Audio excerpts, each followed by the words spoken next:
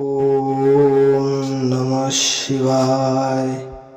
नमस्कार मित्रांनो, आज आपण बघणार आहोत महादेवाला प्रसन्न करण्याचे काही उपाय, जे केल्याने महादेव नक्की प्रसन्न होतील। काही अत्यंत सोपे उपाय आहेत जे केल्याने महादेव प्रसन्न होतात आणि तुम्हाला इच्छित फळ देतात। भगवान शंकरांना हिंदू धर्मशास्त्रात अत्यंत महत्त्व प्राप्त झाले आहे।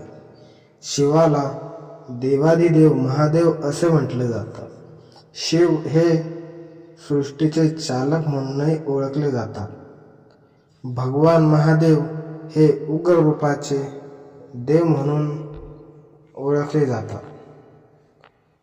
तसेच महादेव किंवा शंकर यांना सदैव ध्यानमग्न रूपातही पाहिलं जातं। आपल्या ध्यान मुद्रेचा भंग कोणीही करू नये असा त्यांचा आदेश असतो।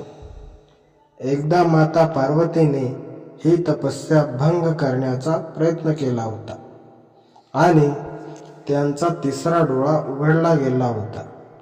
त्यांच्या तिसऱ्या डोळ्याच्या तेजाने पृथ्वीचा विनाश झाला होता।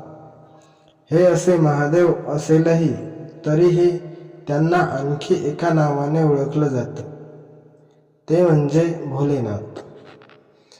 याच भोलेनाथाला प्रसन्न करण्यासाठी काही सोपे उपाय जे शिवाचं दर्शन घेताना केले जाऊ शकतात। या उपायांनी करा शंकराला प्रसन्न। शिवरक्षा स्तोत्राचा जाप करा। अत्यंत मेहनत करूनही मनासारखं फळ मिळत नसेल तर भगवान शिवाच्या शिवरक्षा स्तोत्राचा जाप करा। या उपायाने तुम्हाला फायदा होईल। यामुळे तुम्ही मानसिकदृष्ट्या मजबूत बनाल। शिवाला तूप, साखर आणि पिठाचा नैवेद्य अर्पण करा। घरात सुख समृद्धी हवी असल्यास शंकराला तूप, साखर आणि गव्हाच्या पिठाचे बनलेले कोणतेही नैवेद्य म्हणून अर्पण करा। त्यानंतर त्यांची आरती करा। या उपायाने तुमच्या घरात सुख, शांती आणि समृद्धी राहील। यामुळे भगवान भोलेंचा आशीर्वाद मिळेल। शंकराला बेलपत्र अर्पण करा। भगवान शंकराला बेलपत्र अर्पण केले की त्यांना खूप आवडते। बेलपत्र, ओक, गंगेचे पाणी, चंदन आणि अक्षता सोमवारी भोलेनाथाला अर्पण करावे। असं केल्याने महादेव प्रसन्न होऊन आशीर्वाद देतात। तसेच धतुरा आणि दूध अर्पण करा।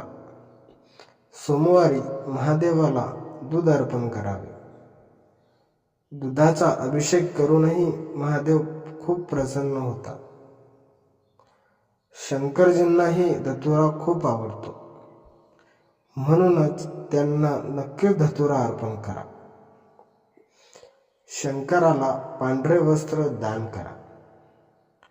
सोमवारी दान केल्याने भगवान भोलेनाथ खूप प्रसन्न होतात। असे मानले जाते की या दिवशी दूध, साखर, पांढरे वस्त्र आणि दही गरजू व्यक्तींना दान करावे। या उपायाने भोलेनाथ आपल्या भक्तांवर प्रसन्न होतात आणि इच्छित ते वरदान देतात। व्हिडिओ आवडल्यास चॅनलला सबस्क्राईब करून बेल आयकॉन नक्की दाबा। असेच व्हिडिओ आपल्याला या चॅनलवर मिळत राहतील।